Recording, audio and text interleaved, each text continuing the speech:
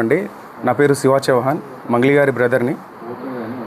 గత 30 రోజులుగా ఏదైతే మా పైన ఆరోపణలు వస్తున్నాయో దాని గురించి మాట్లాడడానికి వచ్చిన ఈరోజు.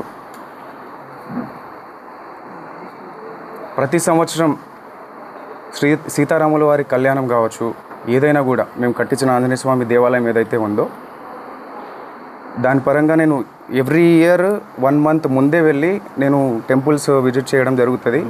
నా ఇన్స్టాగ్రామ్ చూసుకుంటే మీరు గత 10 సంవత్సరాలుగా నా ఇన్స్టాగ్రామ్ లిస్టు మొత్తం కూడా దేవాదాయ టెంపుల్స్కి వాటికి మాత్రమే వెళ్తూ ఉంటాను. నేను టెంపుల్స్కి ధనుష్కోటి, రామేశ్వరం అలాంటి టెంపుల్స్కి వెళ్తూ ఉండడం జరుగుతుంది. మీరు కావాల్సింటే చెక్ చేసుకోవచ్చు. అయితే ఈ ఏదైతే నా మీద ఆరోపణలు వస్తున్నాయో, మా అక్క మీద నా మీద ఆరోపణలు వస్తున్నాయో దాని గురించి చెప్పడానికి వచ్చిన.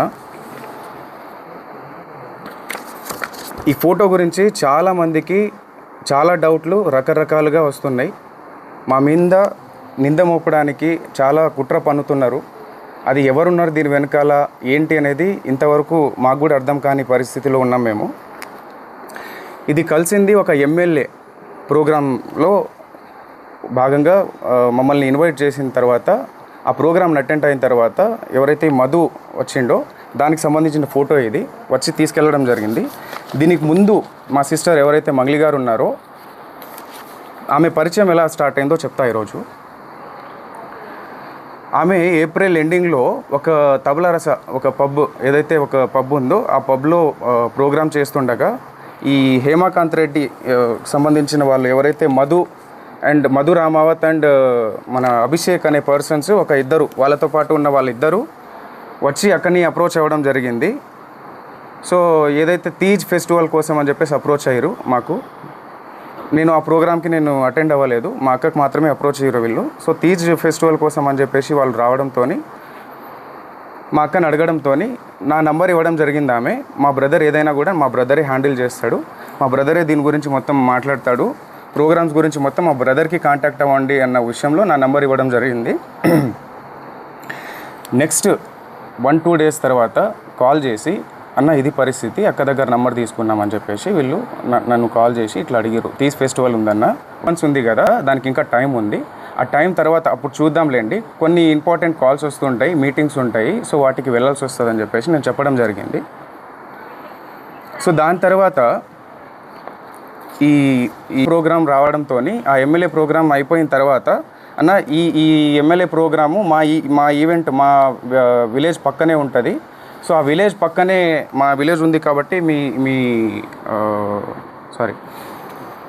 ఏదైతే ఆ ప్రోగ్రాం తర్వాత ఈయన వచ్చి మా దగ్గరకు వచ్చి, మా విలేజ్ పక్కనే ఉంటుందన్న, వచ్చి మా దగ్గర భోంచేసి వెళ్ళండి ప్లీజ్, దయచేసి రావాల్సిందిగా కోరుతున్నామని చెప్పేసి, అక్క అంటే మాకు చాలా అభిమానము, ఇష్టము, మా విలేజ్కి వస్తే బాగుంటుందని చెప్పేసి సో పిలిచి మమ్మల్ని ఇన్వైట్ చేసి వెళ్ళడం జరిగింది. ఎందుకు వెళ్ళామంటే ఆ టైంలో చాలా ఓవర్ టైం అయిపోయింది, 12 o'clock అయిపోయింది. ఆ 12 o'clock తర్వాత ఈయన వచ్చి నేను డిన్నర్ అరేంజ్ చేసిన రండి అని చెప్పేసి పిలవడంతో, మా కమ్యూనిటీ కదా అని చెప్పేసి ఆ ఉద్దేశంతో ప్రోగ్రామ్స్ ఉన్నాయని చెప్పి మమ్మల్ని పిలవడంతో మేము వెళ్ళడం జరిగింది. వెళ్తే అక్కడ, అక్క నీ ఫోటో నేను కన్స్ట్రక్షన్లో ఉంది ఇల్లు, ఆ ఫోటో నేను తీసుకుంటా అక్క, గుర్తుగా ఈ ఇంటి ఓపెనింగ్కి నేను పిలుస్తా మిమ్మల్ని, ఈ ఇంటి ఓపెనింగ్కి మేము పిలుస్తా, అప్పటికి నేను ఫ్రేమ్ కట్టించుకుంటా అక్క మా ఇంట్లో, నాకు గుర్తుగా ఉంటుందని చెప్పేసి మేము డిన్నర్ చేసిన తర్వాత కింద దిగిన ఫోటో ఇది. మా టీం ఏదైతే ఉందో ఆ టీంతో సహా ఒక 15 members వరకు వెళ్ళినాం మేము. ఓకే, సో దీని తర్వాత ఇది అక్కడిది ఫోటో. ఈ ఈవెంట్ ఏదైతే జరిగిందో, ఈ వెంచర్ ఓపెనింగ్, ఇది వెంచర్ మేము రియల్ ఎస్టేట్ వెంచర్ ఇది చేస్తామని చెప్పేసి చేసిరు. దీని గురించి మాట్లాడాలి ఈరోజు. నేను ఈ వెంచర్ ఆఫీస్కి ఓపెనింగ్కి ఎందుకు వెళ్ళడం జరిగిందంటే, నాకు కాల్ చేయడం జరిగింది, అన్న అక్కకి మేము ఇన్వైట్ చేద్దాం అనుకుంటున్నాము, మేము ఈ రియల్ ఎస్టేట్ ఆఫీస్ ఓపెనింగ్కి అక్కకి ఇన్వైట్ చేద్దాం అనుకుంటున్నాము, సో అక్క రావాలన్నా అని చెప్పేసి నన్ను పిలిచిరు, అంటే నాకు అప్రోచ్ అయ్యారు. లేదన్న ఈ వెంచర్ ఓపెన్లకి అక్క రాదు, ఎక్కడ కూడా మీరు చూసిండొచ్చు, ఎక్కడ కూడా అక్క ఈ వెంచర్ ఓపెనింగ్లకి దీనికి వెళ్ళదు అని చెప్పేసి అంటే, లేదన్నా కంపల్సరీ రావాలి, ఎట్లన్నా రావాలన్నా అంటే, లేదు అని చెప్పేసి అక్కను కూడా అప్రోచ్ అయ్యారు. అక్క మీరు కంపల్సరీ రావాలక్క దీనికి అని చెప్పేసి. సో అక్క నేను ఇలాంటి వాటికి రాండ్రా, ఏమన్నా ఉన్నా కూడా సరేలే తర్వాత మాట్లాడదాంలే అని చెప్పేసి లైట్ తీసుకుంది. మళ్ళీ ఫాలోఅప్ చేసుకొని అక్క రావాలక్క అని చెప్పేసి జూన్ 9న ఇది జూన్ 9న చేసుకున్న ఒక ఈ ఆఫీస్ ఓపెనింగ్కి నన్ను ఇన్వైట్ చేయడం జరిగింది. అంటే నువ్వన్నా రా అన్న, మాకు కొంచెం హెల్ప్ఫుల్ ఉంటుంది, నా బిజినెస్కి కొంచెం గ్రోత్ ఉంటుంది, నువ్వు వస్తే నేను కొంచెం చెప్పుకుంటా అన్నట్టు నన్ను పిలవడం జరిగింది. ఆ రోజు నాకు ఫీవర్లో కూడా నేను కార్ పంపిస్తా అన్నా నీకు అని చెప్పేసి అంటే, నేను రాలేను నాకు ఫీవర్గా ఉందంటే నేను కార్ పంపిస్తా అన్నాడు. కార్ పంపించి నన్ను తీసుకెళ్ళి అక్కడ ఆఫీస్లో ఈ ఫోటోలు దిగడం జరిగింది. అక్కడ ఎవరెవరు ఉన్నారు, ఎక్కడి నుంచి వచ్చారు, వాళ్ళంతా ఏంటి అని చెప్పేసి నాకు తెలియదు. ఓన్లీ అది ఒక జిఎన్ఐ ఆఫీస్, ఏదో జిఎన్ ఆఫీస్ అని చెప్పేసి ఓపెనింగ్కి మాత్రమే పిలిచిరు నన్ను. జూన్ 9న అక్కడ ఫొటోస్ దిగినాం, అంతా అయిపోయింది. దాని తర్వాత ఈవినింగ్ టైంలో నేను రిటర్న్ రావాలి అనుకొని, నాకు తొందరగా వెళ్ళాలి, నేను జూన్ 10న అక్క బర్త్డే ఉంది కాబట్టి రేపు నాకు బర్త్డే ఉంది అక్కది, ఆ పనులన్నీ నేను చూసుకోవాలా, పైగా నాకు ఫీవర్ ఉంది, నాకు చాలా ఇదిగా ఉంది, వెళ్ళాలి అంటే సరే అని చెప్పేసి ముగ్గురు వ్యక్తులతో నన్ను డ్రాప్ చేయడం జరిగింది. వీళ్ళు కూడా వచ్చారు ఆ రోజు జూన్ 9న నైట్ టైంలో. చాలా లేట్ అవ్వడం జరిగింది ఆ రోజు ఈవినింగ్, లాంగ్ కాబట్టి మేము ఉండే ఏరియా నుంచి వీళ్ళ ఏరియాకి, మల్లేపల్లి గ్రామానికి, సో ఈ ఆఫీస్కి. సో వీళ్ళు ఎవరైతే నా మీద ఈ పర్సన్ ఎవరైతే నా మీద మొన్న చెప్పడం జరిగింది, వీళ్ళు ఎవరో కూడా నాకు తెలియదు, జస్ట్ డ్రైవర్లుగా వచ్చిర్రు, వెనకాల నన్ను వదలడానికి వచ్చిర్రు. వీళ్ళు వచ్చి నా దగ్గర ఫోటో తీసుకున్న ఫోటో ఇది, మా ఇల్లు బ్యాక్గ్రౌండ్లో, ఇది మా ఇల్లు బ్యాక్గ్రౌండ్, ఇక్కడ ఆఫీస్, ఏదో బ్యాక్గ్రౌండ్లో ఒక ఆఫీస్ ఉంటుంది. సో ఇంటి దగ్గర దిగిన ఫోటోని ఈరోజు ఇన్ని లక్షలు ఇచ్చాము, అన్ని లక్షలు ఇచ్చాము అని చెప్పేసి అబద్ధాల ప్రచారం చేస్తున్నారు ఈరోజు. సో దయచేసి గమనించాలి మీరు, ఇది అక్కడ జరిగిన విషయం. దాని తర్వాత మేలో ఏదైతే ఎమ్మెల్యే ఫంక్షన్ తర్వాత మేలో మేము ఆ ఇంటికి వెళ్ళి వచ్చిన తర్వాత ఒక 10-15 డేస్ తర్వాత నాకు కాల్ చేసి, అన్న ఆఫీస్ ఓపెనింగ్ అని చెప్పేసి ఏదైతే చెప్పిండో ఆయన, ఆఫీస్ ఓపెనింగ్కి వెళ్ళడం జరిగింది నేను. ఓకే, ఆఫీస్ ఓపెనింగ్కి వెళ్ళక ముందే నాకు ఆఫీస్ వెంచర్ ఇట్లా మేము ఇది చేస్తున్నామన్నా, మాకు రియల్ ఎస్టేట్ ఆఫీస్ ఇట్లా పెట్టాలనుకుంటున్నాము, సిటీలో పెట్టాలనుకుంటున్నాము, సిటీలో ప్లస్ మేము మల్లేపల్లి దీంట్లో కూడా పెట్టాము, దానికి కంపల్సరీ అక్కని ఇన్వైట్ చేస్తామని చెప్పేసి ఏదైతే ఈ ఆఫీస్కి నన్ను ఇన్వైట్ చేసిరో దానికి ముందే విషయం ఎక్కడ, వీళ్ళ పరిచయం మాకు గట్టిగా ఏర్పడింది ఎక్కడ అంటే, ఈ ఆఫీస్కి ముందు నాతో మాట్లాడేటప్పుడు, అన్న ఆఫీస్ వెంచర్ ఓపెనింగ్ అని చెప్పేసి మేము ఆ సంబంధించిన ఈ ఏదైతే ఆఫీస్ ఉందో రియల్ ఎస్టేట్ ఆఫీసు, ఇదే ఆఫీసు హైదరాబాద్లో కూడా ఓపెన్ చేద్దాం అనుకుంటున్నామని చెప్పేసి ముందే చెప్పారు నాకు. దీనికి రావాలి మీ అక్క, లేదంటే అక్కడ హైదరాబాద్లో అన్న రావాలి అని చెప్పేసి అన్నారు. సో అలా అనడంతో నేను మా ఆఫీస్ ఏదైతే ఆఫీస్ పర్పస్ పెట్టుకుంటామన్న దాని మీద వాసవి అని చెప్పేసి మా ఫ్లాట్ ఉంటుంది, ఆ ఫ్లాట్ని అమ్మడానికి అని చెప్పేసి మేము ఎప్పటి నుంచో సేల్లో పెట్టినాం, అది 1 year బిఫోర్. సో వీళ్ళు ఏంటి ఆఫీస్ పర్పస్ మాకు కావాలి అని చెప్పేసి వెతుకుతున్నారు కదా అన్న ఉద్దేశంతో మేము ఒకసారి ఫ్లాట్ చూడండి, మీకు నచ్చితే తీసుకోండి అని చెప్పడం జరిగింది. ఓకే, సో దాని తర్వాత చూస్తామన్నా అని చెప్పేసి వచ్చి విజిట్ చేసిన తర్వాత మే 25థ్లో వీళ్ళు ఎమ్మెల్యే పార్టీ తర్వాత వీళ్ళు వచ్చి నన్ను అప్రోచ్ అయ్యి ఇది అన్న పరిస్థితి అని చెప్పేసి మాట్లాడడం జరిగింది. ఫ్లాట్ చూపించిన తర్వాత చూసుకున్న తర్వాత మాకు నచ్చిందన్న తీసుకుంటామని చెప్పేసి ఆ రోజు మే 25th కావచ్చు, 6th కావచ్చు, డేట్ ప్రాపర్గా తెలియదు నాకు. సో ఆ టైంలో వీళ్ళు వచ్చి మీ ఫ్లాట్ తీసుకుంటామని చెప్పేసి సమ్ అమౌంట్ అడ్వాన్స్గా మాకు పంపించడం జరిగింది. అక్కడ జరిగిన ఏదైతే అటాచ్మెంట్ మా ఫ్లాట్ సేల్ చేయాలని చెప్పేసి మేము అనుకున్న దాని తర్వాతనే ఈ అటాచ్మెంట్ నాకు మధుకి ఏర్పడింది. అక్కకి ఎలాంటి సంబంధం లేదు, అక్క ఫోటో ఒకటి మాత్రమే ఉంటుంది, అది కూడా ఇక్కడ బర్త్డే ఫంక్షన్లో కూడా కలవలేదు, తర్వాత ఏదో. ఓకే, సో ఆ వాసవి ఏదైతే ఉందో ఆ వాసవిలో ఉన్న అగ్రిమెంట్ పరంగా మాత్రమే మాకు పరిచయం, అంతవరకు మాత్రమే వీళ్ళు. జూన్ 9న వాళ్ళ ఆఫీస్కి వెళ్ళి రిటర్న్ అయిన తర్వాత జూన్ 10న నేను కూడా వస్తా అన్నా అంటే సర్లే అన్న చూద్దాంలే అని చెప్పేసి చెప్పడం జరిగింది. జూన్ 10న ఏదైతే బర్త్డే పార్టీలో వాళ్ళు కనిపించారో ఆ విజువల్స్ అవి, అది కూడా 12 o'clock వచ్చారు వాళ్ళు. 12 o'clock వచ్చిన తర్వాత ఎస్ఓటి ఎవరైతే వచ్చారో దాని తర్వాత వాళ్ళు వెళ్ళిపోయారు, కలవలేదు, ఫోటోలు కూడా తీసుకోలేదు ఆ రోజైతే. దాని తర్వాత హేమకాంత్ రెడ్డి గురించి చెప్పాలి నేను. యాక్చువల్గా శివకు కూడా తెలియదు అక్కడ పోయింది, సస్పెన్స్లో పోతున్నారని చెప్పేసి అనమాట. తర్వాత అసలు డబ్బులు ఎందుకు ఇచ్చారు ఫస్ట్?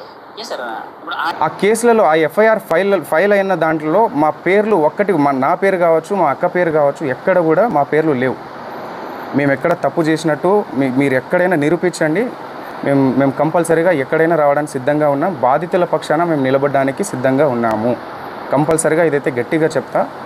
ఆ ఆంజనేయ స్వామి మీద ఒట్టేసి చెప్తున్నా, మా బంజారా కుల దైవమైనటువంటి సేవాలాల్ సాక్షిగా చెప్తున్నా, తుల్జా భవాని మా అమ్మవారు, తుల్జా భవాని అమ్మవారి పైన అమ్మవారి పైన ఒట్టేసి చెప్తున్నా, మాకు ఈ మైక్రో ఫైనాన్స్ స్కామ్కి ఎటువంటి సంబంధం లేదు.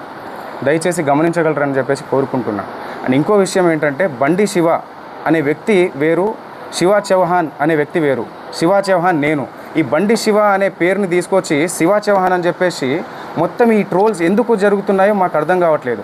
ప్రతి వీడియో పోయినా మా అక్క ఫోటో పెట్టి ఇది చేస్తున్నారు. ప్రధాన నిందితున్న నేనని చెప్పేసి వచ్చిన ఆరోపణ ఏదైతే ఉందో ఈరోజు మంగ్లీ పైన అటాక్గా మారిపోయింది. దీని వెనకాల ఎవరున్నారు ఏంటి అని చెప్పేసి వాస్తవాలు ముందు అది తెలియాల్సిన విషయం. అది డిపార్ట్మెంట్ ముందు పెడుతుంది. ప్రతి ఒక్కరిని శిక్షించాలి, బాధితులకి న్యాయం జరగాలని చెప్పేసి కోరుకుంటున్నాను. 14 ఏళ్ళుగా ఒక్కొక్క మెట్టు ధర్మంగా, ఒక్కొక్క మెట్టు ప్రతి పాట ఒక శక్తిలాగా వచ్చే ఒక పాటని ఆమె ముందుకు తీసుకొస్తూ జనాల్ని అంత ఇదిగా తీసుకొస్తూ అంత ధర్మంగా ప్రతిదీ అంత ముందుకు తీసుకొస్తున్నప్పుడు అలాంటి ఒక్కొక్క మెట్టు పవిత్రంగా ఎక్కిన మెట్టుని బదనం చేయడానికి వీళ్ళు ప్రయత్నిస్తున్నారంటే ఎందుకు ఆరోగ్యంగా మాట్లాడదండి? నా ఏ తప్పు లేదు, నా తప్పు లేదని చెప్పేసి ఎందుకు చెప్పకుండా ఉంటుంది? ఆమె సైలెంట్గా ఎందుకు ఉండాలి? మీరు అడిగిన ఏదైతే అవి డబ్బులు ఏవైతే అడిగారో అని చెప్పేసి నాకు ఇట్లా అని చెప్పేసి ఎందుకు? మేము ఏదైనా లీగల్గా వెళ్తున్నాం. ఇంతవరకు రాకుండా ఉండడానికి కారణం కూడా అదే. ఈరోజు మమ్మల్ని బదనం చేయాలన్న ఆ ఉద్దేశంతో మీరు ఇంత కుట్ర పన్నుతున్నారే, మీ వెనకాల ఎవరున్నారు? అవన్నీ జరగాల్సిన రీతిలో జరుగుతుంది. ఇవన్నీ మొత్తం క్లీన్ చీట్ వచ్చిన తర్వాత డిపార్ట్మెంట్ పరంగా మేము ఎలా లీగల్గా ఎవరి మీద చర్యలు తీసుకోవాలనేది కూడా తప్పకుండా తీసుకుంటాం. దీంట్లో ఎవరిని వదిలేదైతే లేదు. సో ఇది. అండ్ మీరు ఏదైనా క్వశ్చన్ వేయాలనుకుంటే కూడా వేయచ్చు, తప్పకుండా నేను సమాధానం ఇస్తారు. ఇది ముందు సో వీళ్ళు మమ్మల్ని ఏప్రిల్లో ఒక పబ్లో అక్కని కలిసి నా నంబర్ తీసుకొని ఇట్లా ప్రోగ్రామ్ ఉంది అన్న, ఇట్లా రావాలి, అక్క రావాలి, ఇట్లా ఉంది, మా దగ్గర డబ్బులు చాలా ఉన్నాయి, సో మేము ఎంతైనా ఇస్తాము, అక్క మాత్రం కంపల్సరీ రావాలన్న ఉద్దేశంతో పిలిచారు. సరే చూద్దామన్న అన్న ఉద్దేశంతో చెప్పినాను. తర్వాత వెంటనే ఒక 1 మంత్ తర్వాత ఈ మన ఎమ్మెల్యే ప్రోగ్రామ్ జరిగింది. ఆ ఎమ్మెల్యే ప్రోగ్రాంలో వీళ్ళు అన్న పక్కనే ఉంది మా విలేజ్, అక్కడ మిర్యాలగూడ నుంచి పక్కనే మాకు, సో మీరు రావాల్సిందే అన్న కంపల్సరీగా, డిన్నర్ అరేంజ్ చేసిన నేను, అక్కని తీసుకురా అన్న, అది ఇది అని చెప్పేసి వాళ్ళు రిక్వెస్ట్ చేసి, దాని తర్వాత కూడా అక్క ప్లీజ్ అక్క ఒక్కసారి రాక, నాకు కొంచెం హెల్ప్ఫుల్గా ఉంటుంది అక్క, నువ్వు వస్తే నాకు బిజినెస్ కొంచెం నాకు రన్ అవుతుంది అక్క అన్న ఉద్దేశంతో పిలిచారు. సో సర్లే అని చెప్పేసి, ఎలాగో ప్రోగ్రామ్ వీళ్ళు ఇస్తారు కదా అన్న ఉద్దేశంతో దారిలోనే వెళ్తాం, అక్క ఆ దారి నుంచి ఇట్లా ఆ దారిలో వెళ్ళే దారిలోనే మా ఇల్లు ఉంటుంది.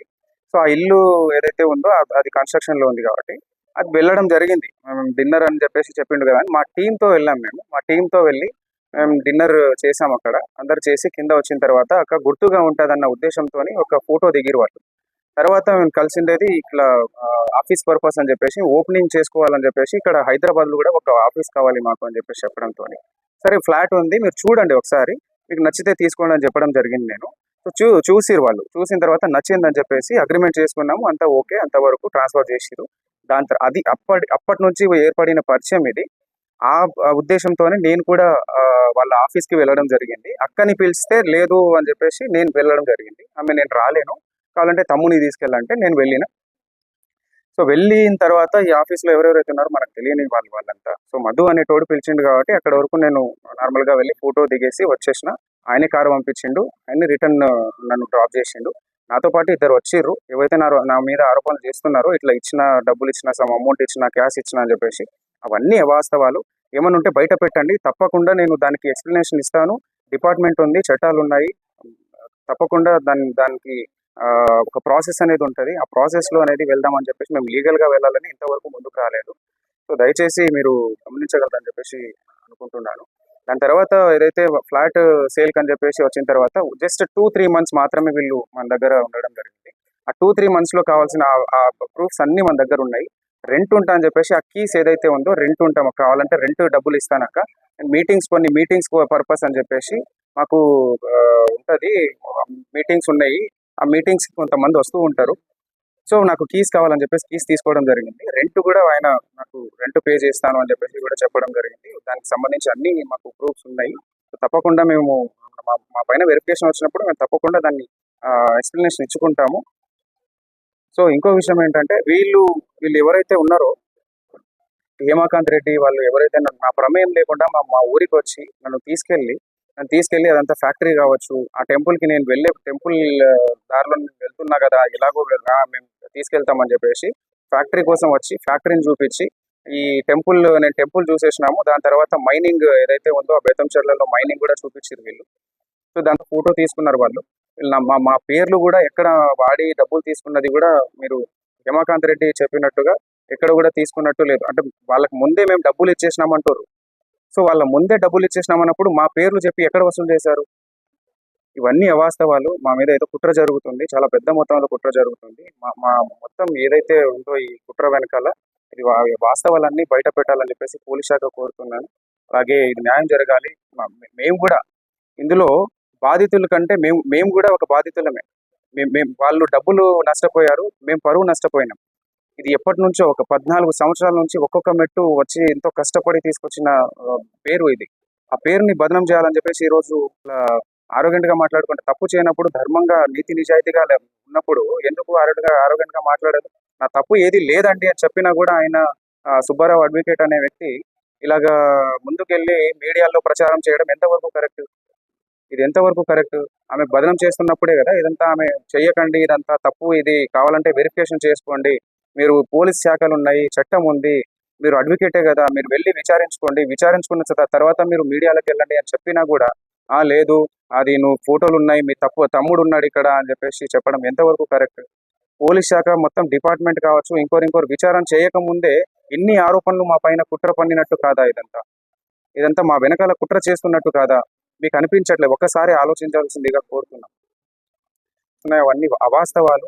ఏవైనా కూడా ముందు పెట్టమని చెప్పండి. కేవలం ఫోటోలు చూపించి ఒక సెలబ్రిటీ స్థాయిలో ఉన్న వాళ్ళు చాలా మందితో దిగుతారు, వందల మందితో దిగుతారు. ఆ ఫోటోలు తీసుకొచ్చి ఇవి చేయడం ఎంతవరకు కరెక్ట్?